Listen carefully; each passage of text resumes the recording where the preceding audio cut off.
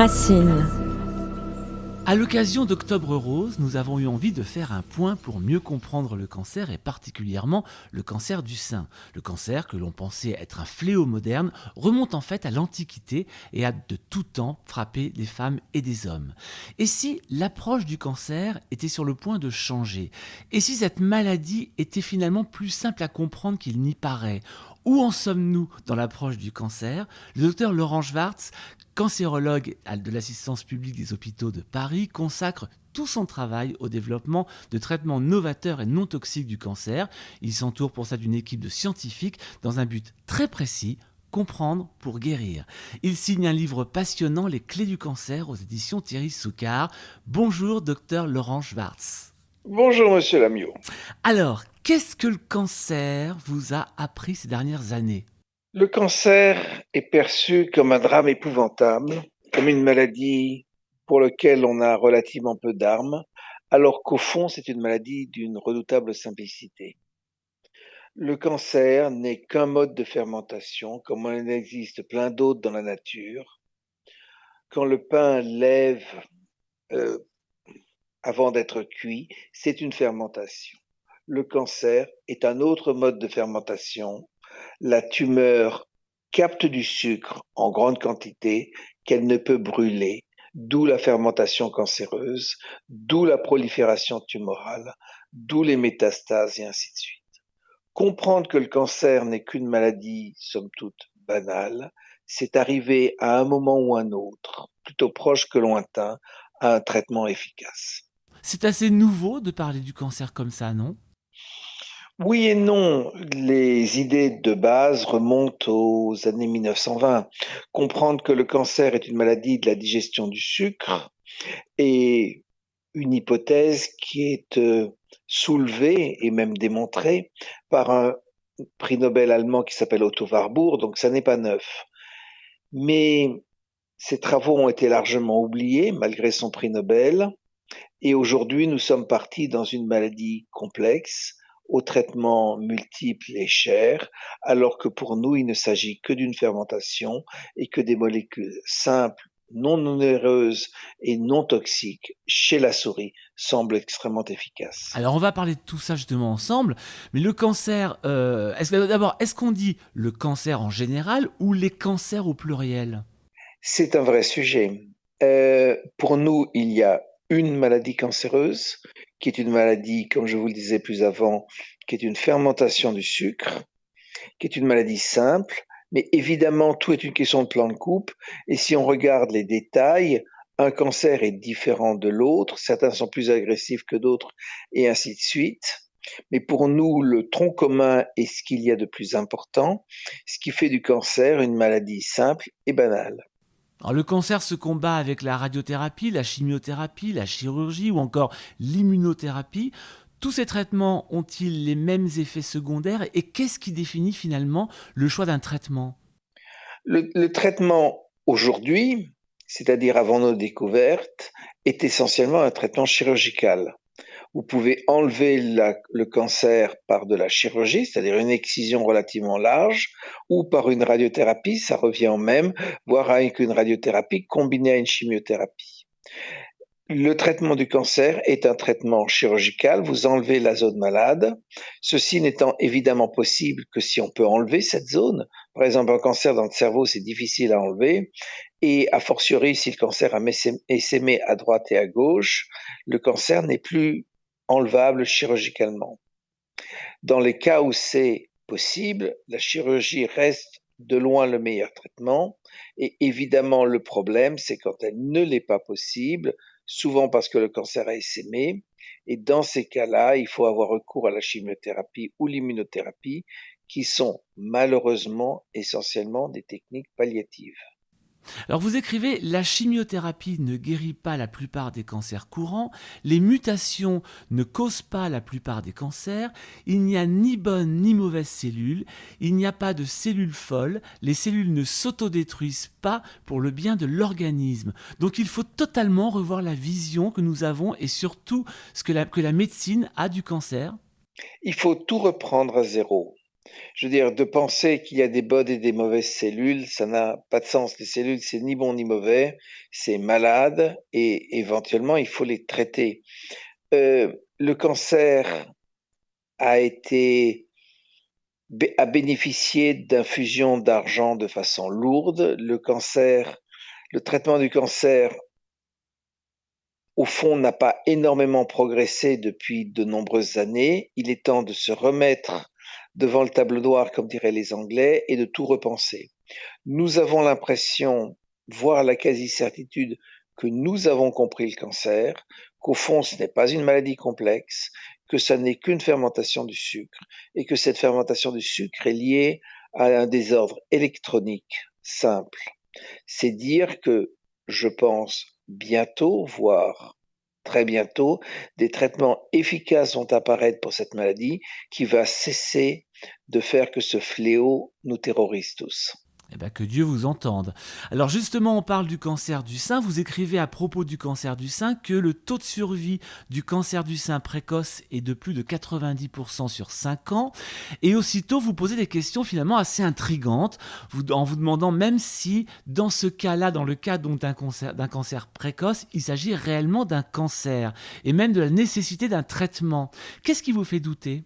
Vous savez, c'est comme toujours, il y a les messages publicitaires que l'on envoie à droite à gauche. Aujourd'hui, on dit qu'il faut faire le dépistage du traitement du cancer du sein et malheureusement, les études modernes faites à grands frais où vous comparez deux groupes de femmes, un groupe de femmes qui a une mammographie de dépistage et l'autre qui n'en a pas, vous voyez que la survie à 5 ans est la même. Donc, on peut se demander à quoi servent ces techniques de dépistage et si elles sont vraiment efficaces.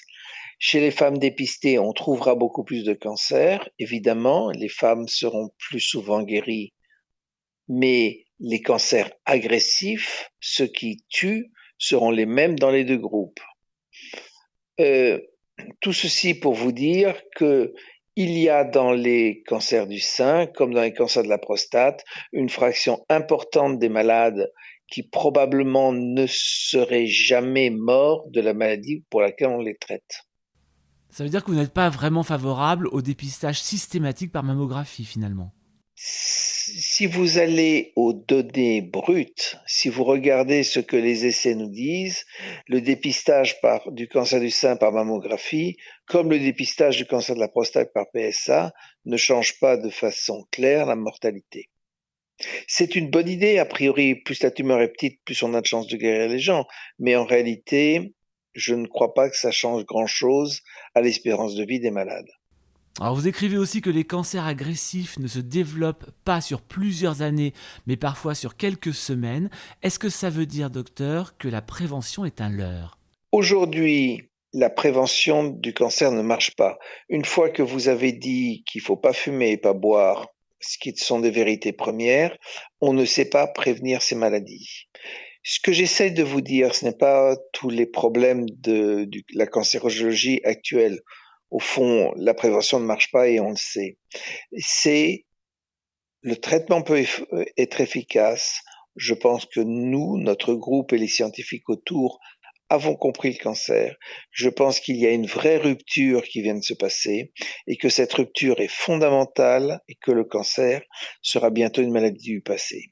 Alors la science pose la question de la génétique concernant le cancer, donc l'idée que le cancer serait peut-être inscrit dans certains gènes, et vous dites pour le cancer du sein que seuls 3% des femmes auront un cancer du sein par hérédité. Alors ça remet totalement en question le lien entre cancer et génétique, ou plus spécialement dans le cas du cancer du sein.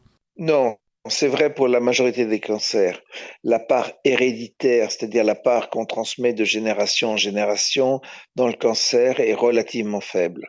Les cancers du sein génétiques sont heureusement rarissimes parce que ce sont des fléaux, ça touche les femmes jeunes et c'est souvent mortel parce que fréquemment ça touche les deux seins.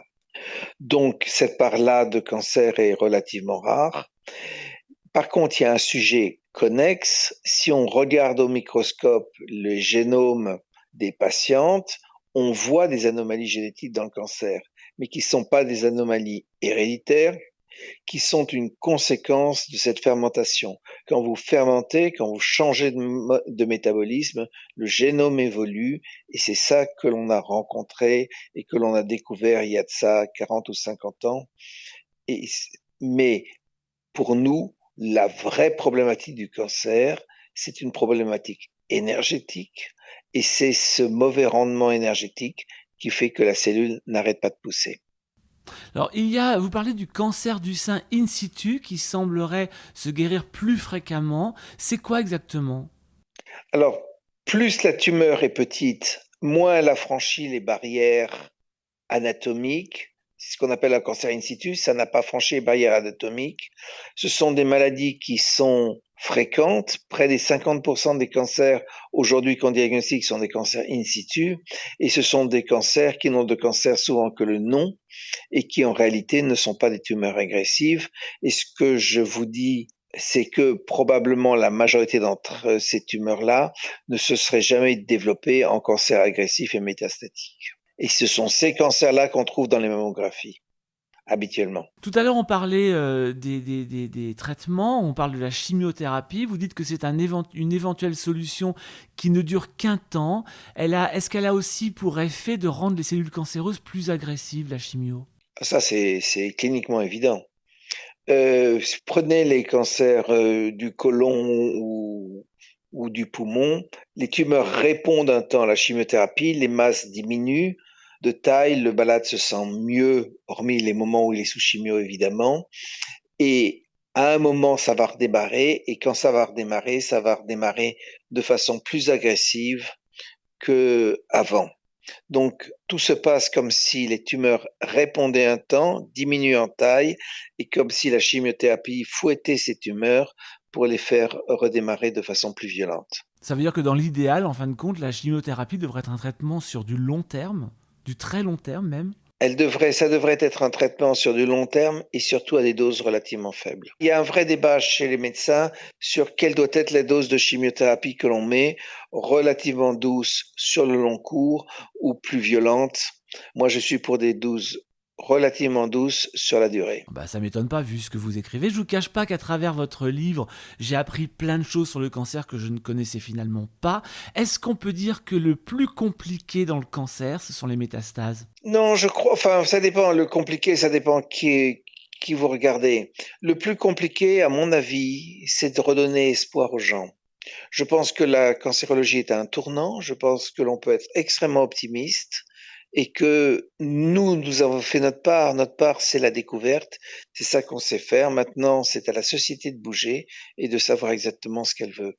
Et à ce moment-là, les métastases seront ou guérites ou contrôlées. Alors, tout à l'heure, vous parliez du médecin biochimiste allemand Otto Warburg, qui en 66 disait concernant la prévention du cancer: personne aujourd'hui ne peut dire que l'on ne sait pas ce qu'est le cancer, ni quelle est sa cause première. Au contraire, il n'y a pas de maladie dont la cause première soit mieux connue, de sorte qu'aujourd'hui l'ignorance ne peut plus servir d'excuse pour ne pas faire plus en matière de prévention.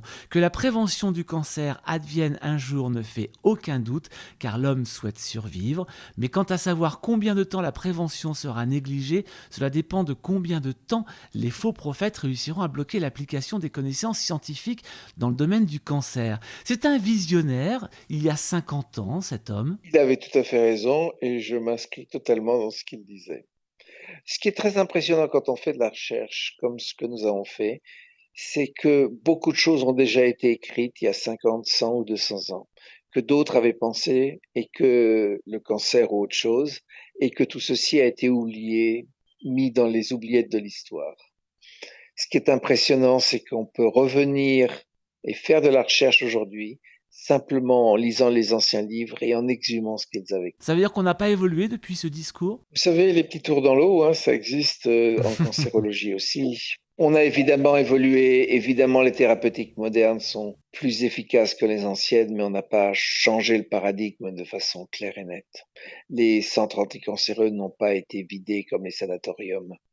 Ça reste un sujet d'angoisse pour les malades et pour les familles. Alors vous parlez beaucoup justement de l'effet Warburg. C'est quoi exactement l'effet Warburg? C'est ce que je vous disais plus avant, c'est cette fermentation du sucre.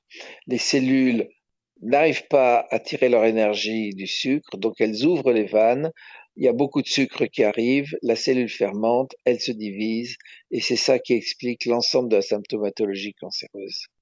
C'est pour ça aussi que quand on veut savoir si un cancer a métastasé ou s'il est agressif, on injecte du sucre radioactif que peut voir la machine, et c'est comme ça qu'on sait s'il y a des métastases ou pas des métastases. Quand on parle de fermentation du sucre, c'est le cas aussi pour le cancer du sein? C'est le cas aussi pour le cancer du sein. Fondamentalement, c'est comme ça qu'on sait si le cancer du sein a métastasé ou si on veut le suivre. Alors vous donnez 2 conseils, enfin pas que 2, hein, mais entre autres 2 conseils importants pour éviter les récidives et peut-être finalement prévenir le cancer, ça vous nous le direz. C'est manger moins, donc on parle de jeûne ou de régime cétogène, on va plus l'aborder après, et le sport. Et une publication conclut même par ces mots: pratiquer des sports après l'excision du cancer du sein semble augmenter la survie beaucoup plus que la chimiothérapie adjuvante. Qu'en est-il? Et ce qui est clair et indiscutable, c'est que si une femme a un cancer du sein et qu'elle est en surpoids, elle doit maigrir. Ça, c'est clair. Qu'une femme qui n'est pas en surpoids a tout intérêt à réduire la part de sucre dans son alimentation. Et par sucre, on entend sucre rapide et aussi sucre lent comme les patates, le riz ou le pain. Ça, je pense que ça, c'est assez indiscutable. Et deuxièmement, de faire un exercice quotidien semble extrêmement utile pour le traitement et ça diminue le risque de rechute. Et vous le dites même, hein, le sport d'endurance empêche les cellules cancéreuses de se diviser carrément. Attendez, ça diminue le risque, ça ne l'arrête pas non plus. Je veux dire, c'est pas la panacée. Qu'est-ce qu'on appelle le sport d'endurance? C'est quoi? Moi, ce que je conseille à mes patients, c'est de faire 5 km de marche par jour. C'est au fond quelque chose qui n'est pas énorme, ça correspond à peu près à 7 ou 10 000 pas par jour. Et je pense que c'est nécessaire pour diminuer le risque. Ça relance la mitochondrie brûle et donc les tumeurs ne se divisent pas. Alors l'alimentation, vous le disiez à l'instant, est un pilier anti-cancer. Est-ce que le gros truc, mais ça je pense que vous l'avez déjà dit, mais on va peut-être plus aller en profondeur, c'est véritablement de bannir tous les sucres? Il faut bannir le sucre autant que possible, mais il faut le bannir à la fois pour le cancer et pour tout le reste. On mangeait il y a 150 ans 2 kilos de sucre par jour, par an. 2 kilos par an, excusez-moi, j'ai fourché. Aujourd'hui, on en prend 20 fois plus. Il y a du sucre partout, dans le Coca-Cola ou ainsi de suite. Ou même dans le pain. Le pain aujourd'hui, c'est 60% de sucre. Donc il faut diminuer les sucres, retrouver une alimentation qu'on avait dans le temps, c'est-à-dire une alimentation plus grasse et plus riche en protéines. Et ça diminue le risque de cancer, en particulier de cancer du sein, mais aussi d'Alzheimer, de Parkinson ou simplement de vieillissement. Lorsqu'on parle du sucre, évidemment, on entend tout à fait qu'on parle de sucre blanc, qu'on parle de produits industriels. Est-ce qu'on parle aussi, par exemple, des fruits? Oui, oui.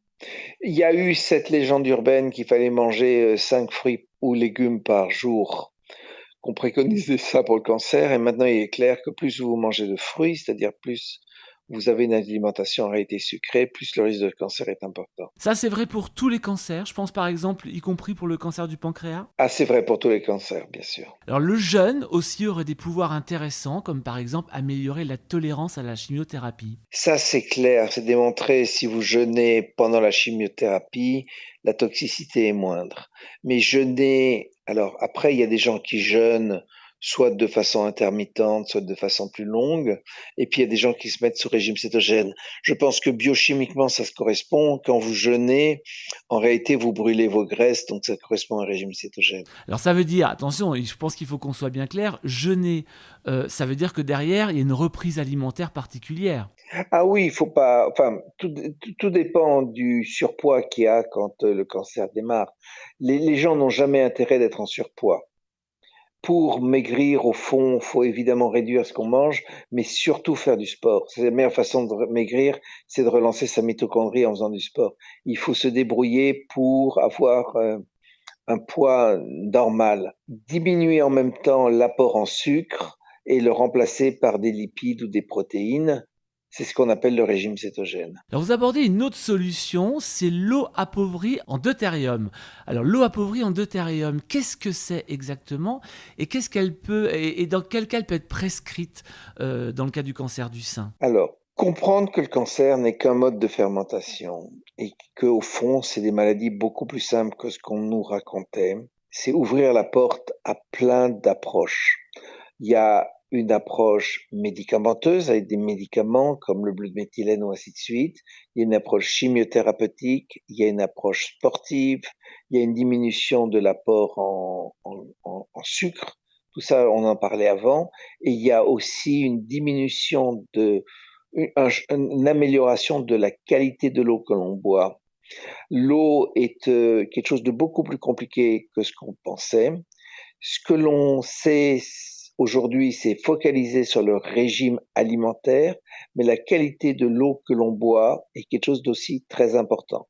Le deutérium est un isotope de l'hydrogène, c'est-à-dire que l'hydrogène est plus lourd que d'habitude et il va bloquer la machinerie cellulaire. C'est pour ça que les Hongrois ont beaucoup développé cette eau-là qui améliore le rendement énergétique, donc toujours cette histoire de mitochondrie, et qui semble diminuer le risque de rechute pour les cancers.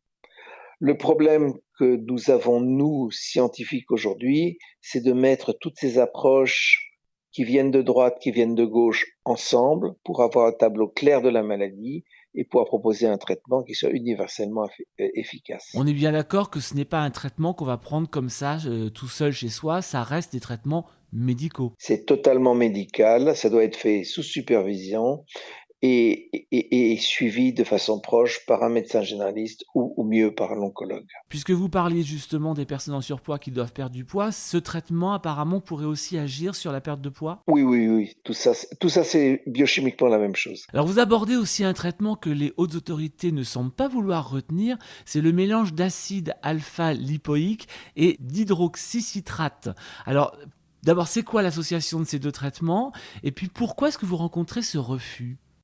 Attendez, il y a deux questions là-dedans.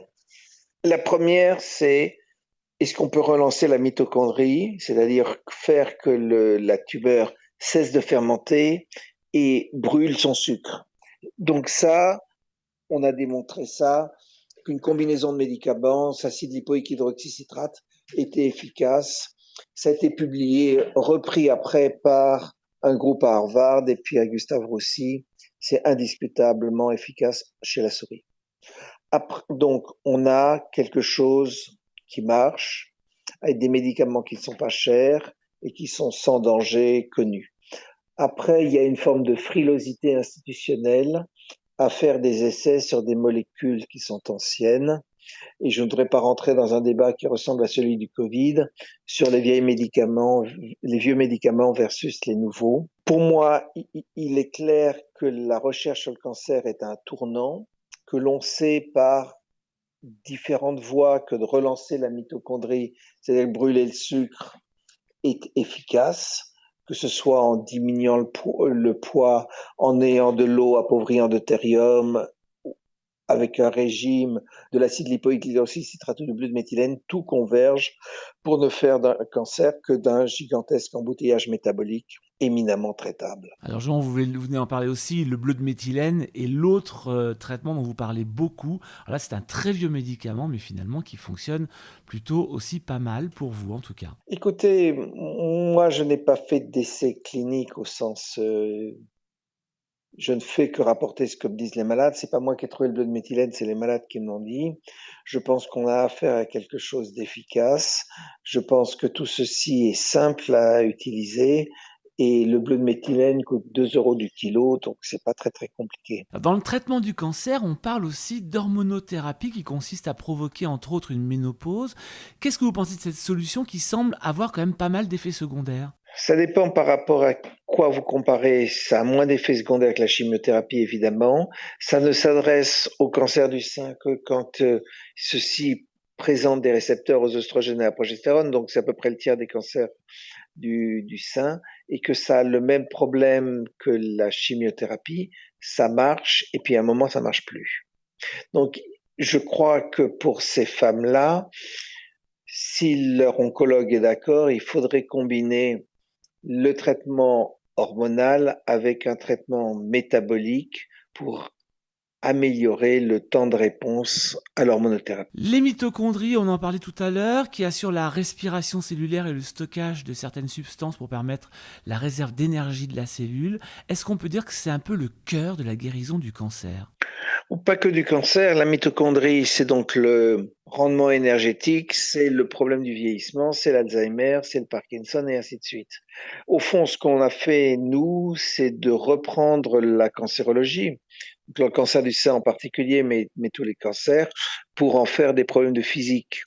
Et vous comprenez bien que quand la machine fonctionne mal, en l'occurrence c'est les mitochondries et la machine, les maladies apparaissent. C'est du domaine du totalement du bon sens et que l'on peut relancer la machine par différentes manœuvres. On en a cité plusieurs. Et en combinaison avec le traitement classique, normal, on améliorera probablement la survie des malades. Aujourd'hui, Dr Schwartz, quelles sont les avancées, s'il y en a, sur le cancer du sein? Les vraies avancées, Ah bah oui.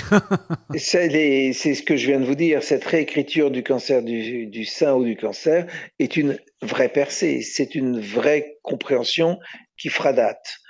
Après, dans les médecines classiques ou en développement poussé par l'industrie pharmaceutique, l'immunothérapie certainement a une efficacité et les nouvelles chimiothérapies aussi.